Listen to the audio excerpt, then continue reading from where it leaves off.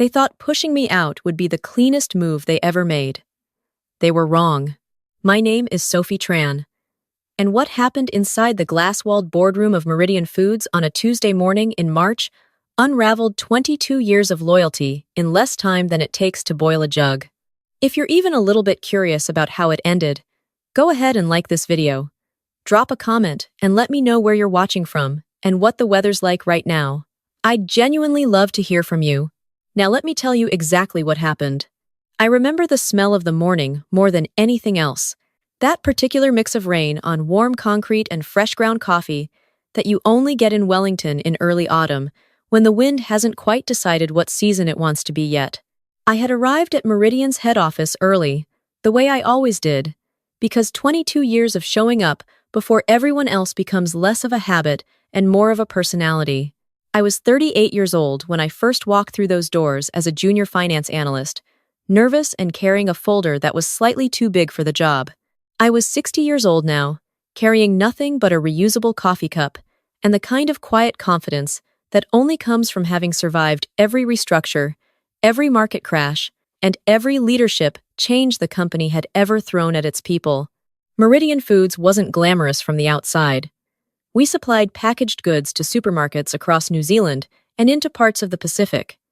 We weren't the sort of company that made headlines, but underneath the ordinary surface of it, Meridian had been built on something real: honest sourcing, fair supplier relationships, and a stubborn commitment to not cutting corners even when the margins were thin.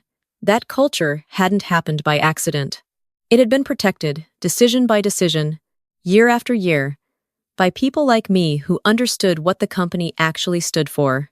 Our founder, Graham Whitfield, had stepped back from day-to-day operations 3 years earlier after a health scare that reminded him, as he put it, that spreadsheets could wait, but his grandchildren couldn't. He still held the majority of his shares and still called me occasionally to ask how things were sitting. The board had brought in a new chief executive 18 months ago, a man named Derek Ashton, who had come to us from a large logistics firm in Sydney with a reputation for efficiency and a fondness for the word streamline. Under Derek, things had shifted in ways that were hard to name precisely, but easy to feel. The warmth that Graham had built into the company's bones had started to cool. When Derek announced he was bringing in a new chief operations officer, a woman named Cassandra Bell, I had tried to stay open-minded. Change wasn't always the enemy. I knew that. I had survived enough of it to understand that the problem was rarely the change itself, but the people who drove it and the values they carried into the room. I told myself I would give Cassandra a fair chance. I made a mistake. Her first week was a study in performance. She walked the floors with a tablet in her hand and an expression that suggested she was already compiling a list of everything that needed to go. She sat in on 3 of my team's reporting sessions without asking, corrected the presenter mid-sentence during the second one, and by Thursday had restructured the weekly operations meeting without consulting anyone who had been running it for the past decade. She moved through the building like someone who had decided the answers before she arrived and was simply waiting for the right moment to announce them. On Friday of that first week, she called me into her office. I sat across from her at a desk that still had the delivery sticker on the underside of the keyboard. She folded her hands and looked at me with the kind of expression that people practice in mirrors. "Sophie," she said, "I want to be direct with you because I think you deserve that." I appreciated the opening, if not what followed. This company has carried a lot of weight in the wrong places for a long time. There are roles here that made sense 15 years ago that simply don't make sense anymore. She paused just long enough to let the implication settle. "Your position is one of them." I kept my face still. She continued, "Your institutional knowledge is valued, genuinely, but the function you perform can be absorbed into 2 leaner roles with more current skill sets. We're not dismissing your contribution. We're evolving past it." Evolving past it. I turned those words over quietly in my mind while she kept talking about transition timelines and severance packages and the importance of a dignified exit. I noticed she used the word dignified twice. I noticed she didn't ask me a single question about the work I actually did, or the systems I had built, or the supplier relationships I had spent 2 decades earning. I was given a fortnight. Effective immediately, I would be moved to a handover role, which meant sitting at my desk, while someone younger was brought in to shadow me before I was shown the door with a handshake and a card signed by people who hadn't been at the company long enough to know my surname. I thanked her for her time, which is what you do when you've been raised right, and I walked back to my office with my face composed and my thoughts elsewhere. Because 2 nights before that meeting, everything had already changed. I want to be clear about something. I need you to understand that I am not a person who seeks conflict. I have spent my entire career being the steadying presence in rooms that wanted to panic. I had always believed that the work spoke for itself, that showing up consistently and doing the right thing added up to something that couldn't be quietly removed with a fortnight's notice and a word like dignified. But I'm getting ahead of myself. Rewind to Wednesday evening. I had been sitting at my kitchen table in Karori, the rain doing what Wellington rain does in March, which is arrive sideways and without apology. I was working through a supplier contract review when my phone lit up with a name I hadn't expected to see at that hour. Graham Whitfield. Graham had a habit of calling late. He was one of those people who thought best after 8 in the evening when the noise of the day had settled. I answered on the second ring. "Sophie," he said, "are you somewhere you can talk?" I closed my laptop. "I'm here," I told him. His voice was calm, the way it always was, but underneath the calm there was something deliberate, something considered. He told me he had been watching the changes at Meridian closely since Cassandra Bell's appointment had been announced. He had made some quiet enquiries. He had read between some lines. And he had come to a decision. "I need you to come and see me tonight," he said. "I know it's late, but this matters."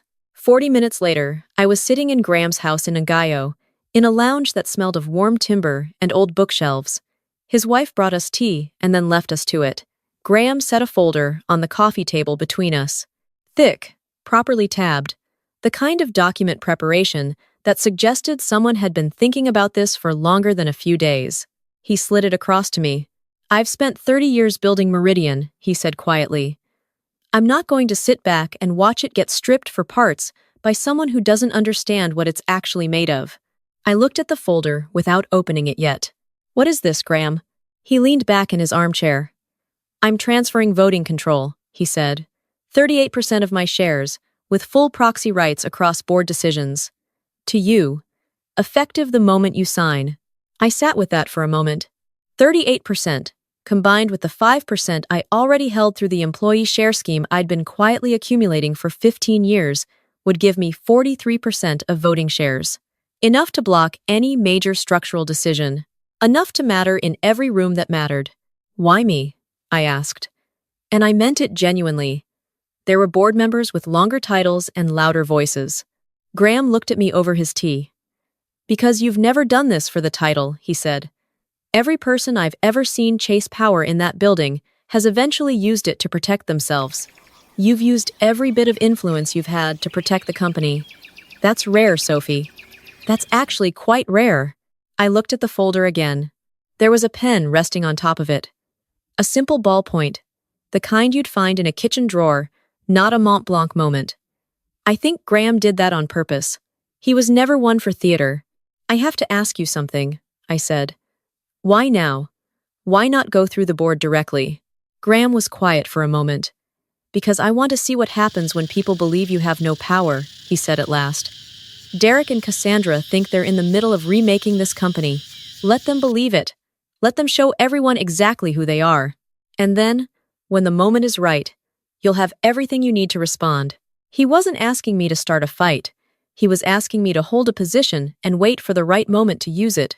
I thought about Cassandra Bell and her tablet and her word streamline and her perfectly scheduled calendar that had no room in it for the kind of slow, careful work that actually keeps a company alive. I thought about the suppliers I had spent years building honest relationships with. I thought about the 34 people in my team who had no idea what was coming. I picked up the pen and signed. From that moment, nothing that followed would be accidental.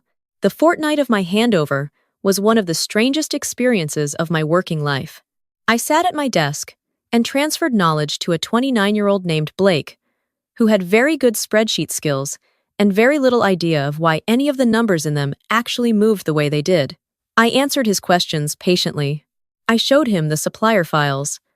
I explained the seasonal pattern in the Pacific distribution cycle that had taken me 4 years to properly understand. I did all of it knowing that I was simultaneously watching the building from the inside and preparing for something Blake had no awareness of. During that fortnight, I also paid attention. Cassandra had moved quickly. She had already restructured the procurement function in a way that centralized decisions that had previously been made by people with direct supplier relationships. She had introduced a performance ranking system that rewarded short-term margin gains and flagged long-term relationship investments as inefficiencies. She had begun referring in meetings, more than once, to legacy employees, a phrase that landed in the room the way most euphemisms do, softly enough to seem polite, and sharply enough to make its meaning clear. On the Thursday of my second week, a member of my team, a woman named Aroha who had been with Meridian for 11 years and who knew the South Island distribution network better than anyone alive, was told her role was being reviewed. Aroha came to my office afterward and sat across from me with the particular stillness of someone who is deciding whether to cry in front of a colleague or not. She decided not to. I respected that. "I can't tell you everything, Aroha," I said. "But I can tell you that this isn't finished yet. Don't sign anything without talking to me first." She looked at me carefully. "You know something," she said. "I know enough," I told her. The end of my official last day arrived on a Friday. I cleared my desk the way I had always planned to. Eventually, without drama, just a cardboard box, and the particular quietness of someone who is choosing their response carefully. I said goodbye to the people who mattered. I left my access card on the desk because I was asked to. I walked out of the building into a Wellington afternoon that had, for once, decided to be sunny about it. I sat in my car for exactly 4 minutes. Then I called Graham. "Monday," I said when he answered. "I think Monday is the right day." He was quiet for a moment. "I'll make the call to the board secretary this afternoon," he said. I drove home with the kind of calm that isn't the absence of feeling, but the presence of clarity. Over the weekend, I learned something important from a former colleague who was still inside the building. Cassandra had called an extraordinary board meeting for Monday morning. The purpose, announced with confidence, was to approve a new strategic direction document that would formalize the restructuring she had already begun implementing. She had prepared a full presentation. She had pre-briefed 3 of the 5 board members. She was expecting a smooth approval and a public announcement by close of business. She had not, it appeared, been made aware of what had been filed with Meridian's company secretary on Thursday afternoon. Monday arrived cold and clear, the way Wellington mornings can be in late March, when the southerly has swept everything clean overnight. I dressed carefully, not dramatically, not in the way that signals you're trying to make a statement, but in the way that signals you are entirely comfortable in the room you're about to walk into. Navy blazer, good shoes, the kind of quiet that reads as confidence. I arrived at Meridian's head office at 8:45. The receptionist looked at me with surprise she couldn't quite contain. I smiled at her. "Good morning," I said. "I'm here for the board meeting." She checked her screen and then checked it again, and then called someone quietly, and then looked back at me and said she'd let them know I was there. I waited in the foyer. I had done a lot of waiting in the past 2 weeks. I had become quite good at it. Inside the boardroom, I could see through the frosted glass that the meeting had already begun. Cassandra was at the front of the room, presenting. Her posture was the posture of someone who had done the preparation and expected the reward for it. Beside the chair reserved for the majority shareholder, there was a name card. It had been placed there, I knew, by Graham's instruction to the company secretary. It said majority shareholder in plain text. No name, just the title. I could see, even through the frosted glass, the moment one of the board members noticed it, he leaned toward the person beside him. A small exchange. Others noticed. The attention in the room began to split. Cassandra kept presenting. At 9:12, the company secretary stepped into the room. I watched his shoulders. They were doing the particular thing that shoulders do when someone is about to deliver information they know will change the temperature of the room. He said something short. He held up his tablet. Cassandra stopped mid-sentence. From where I stood, I couldn't hear what was being said, but I could read the room through the glass well enough. The board members were looking at their devices now. Cassandra had turned toward the company secretary with an expression that was trying very hard to remain composed and was only partially succeeding. The door opened. A board member I had known for 9 years, a woman named Patricia Chen, who had been on Meridian's board since Graham's second year, came out into the foyer. She looked at me, and then looked at me again, the way people do when they are adjusting what they expected to see. "Sophie," she said. "Patricia," I replied. She glanced back through the glass. "You'd better come in." I picked up the folder I had brought with me and walked through the door. The room went quiet in the way that rooms go quiet when something shifts without anyone having the language for it yet. Cassandra was standing at the head of the table.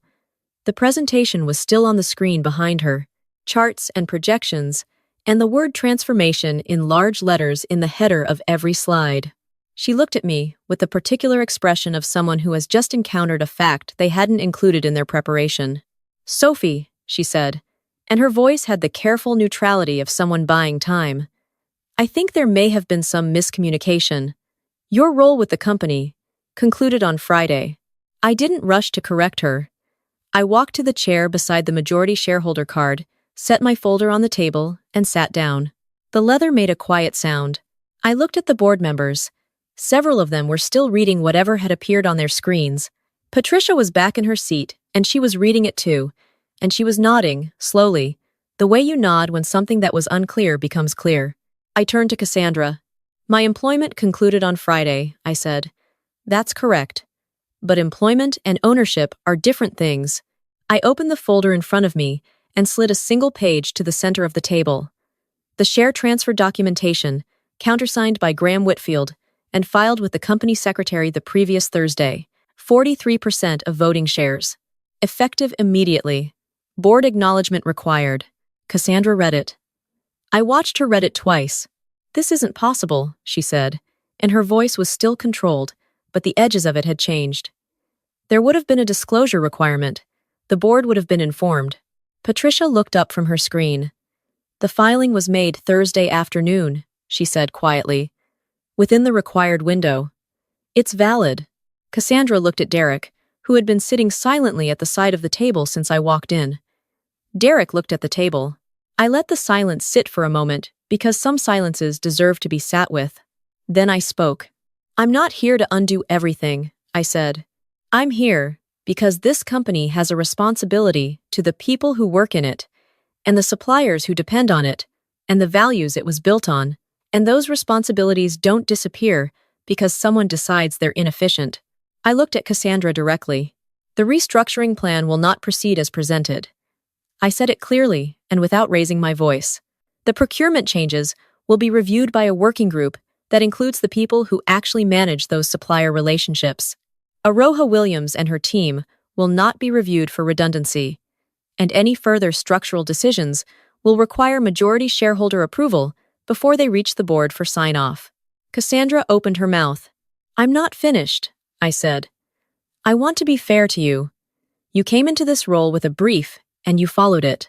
But the brief was wrong, and the person who gave it to you doesn't have the authority to deliver what he promised." I paused. "Derek, I think we need a conversation with the board about your continued mandate in that context." Derek said nothing. He was a man who had, I think, spent the previous few minutes realizing that a number of assumptions he had made were not going to hold. Patricia called a formal motion. The restructuring plan was suspended pending review. Derek's mandate was referred to a subcommittee. The board acknowledged the share transfer in full. The meeting lasted another 40 minutes. It was the most orderly, extraordinary meeting I had ever sat in, which perhaps says something about what happens when people run out of the energy required to perform confidence. Afterward, as the room was clearing, Cassandra approached me. I had not expected that. She stood across the table from me, and for a moment, she just looked at me in the way that people look at things when they are revising a story they had already finished writing. "I underestimated you," she said. I nodded. "Most people do," I said. "It's not entirely their fault. I've spent a long time not making myself easy to see." She picked up her folder. "I'm not sure what my position is now. I think that depends on what you decide it is," I told her. "If you want to stay and do this properly, there's a version of what you are trying to build that's actually worth building." But it has to start with listening to the people who already know how this place works. She didn't answer, not then. But she didn't leave immediately either. And sometimes, that's where things begin. Graham called me that afternoon. He sounded, for the first time in quite a while, like himself. "How did it go?" he asked. "I think it went honestly," I told him. He laughed at that. "Good," he said. "That's all I ever wanted for it." I drove home along the waterfront, the harbor flat and gray and beautiful, in the way Wellington is beautiful when it isn't trying to be. I thought about the 22 years I had spent in that building, about the nights I had stayed late to solve problems that no one would remember, about the supplier in Southland who had called me once, just to say thank you for paying his invoice on time when he thought he was going to lose his business, about all the small, unglamorous, necessary things that hold a company together and never appear on a transformation slide. I thought about Aroa, who had sat across from me trying not to cry, and how I was going to call her tomorrow morning and tell her that her job was safe. I thought about the pen I had used to sign Graham's documents, still in my jacket pocket, ordinary and plain and carrying, more weight than any title plate could. Real power, I've come to understand, doesn't announce itself. It doesn't arrive loudly or dress itself up in the language of disruption. It shows up consistently, over years, in the form of trust that has been earned one honest decision at a time. And when the moment comes that it actually needs to be used, it is calm because it has nothing to prove. Looking back on what happened, I've thought a lot about what it taught me. Not about corporate strategy or shareholder agreements, but about the slower, quieter things. The first thing I keep coming back to is this: your value is not determined by who sees it. For most of my career, I worked in ways that didn't generate visibility. I didn't seek credit for the problems I solved before they became crises. I didn't perform for rooms that weren't watching. And for a long time, I wondered whether that had been a mistake, whether I should have been louder, more present, more strategic about making sure people knew what I was contributing. But I've come to believe that the work itself builds something, even when no one is looking. What gets built quietly is often sturdier than what gets built for an audience. The second thing is harder to put into words, but I'll try. There is a difference between patience and passivity, and that difference matters enormously. I didn't do nothing during those 2 weeks. I paid attention. I gathered information. I kept relationships intact. I prepared. Patience is not the absence of action. It's the discipline to act at the right moment, rather than the first moment. The third thing is about trust, and how long it actually takes to build it, and how clearly you see who has it and who doesn't when a room is under pressure. In that boardroom on Monday morning, the people who had known me for years responded differently than the people who had only just arrived. Not because of titles, because of what had accumulated between us over time. Trust is not a soft thing. It is the most structural thing a working relationship can have. The fourth thing is about the difference between efficiency and value. These two words are often treated as synonyms in business, and they are not. Efficiency asks how quickly and cheaply something can be done. Value asks whether it should be done, and what it means to do it well, and who is affected by how it's done.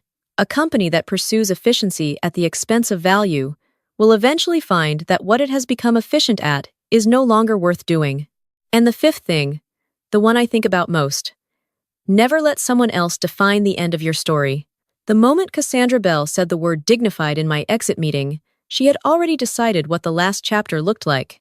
But the last chapter isn't written by the person who thinks they're in charge. It's written by the person who understands what they're actually carrying. I carried 22 years of showing up. I carried relationships and knowledge and a quiet, stubborn belief in what this company was supposed to be. That's not a weight that disappears when someone hands you an envelope. What about you?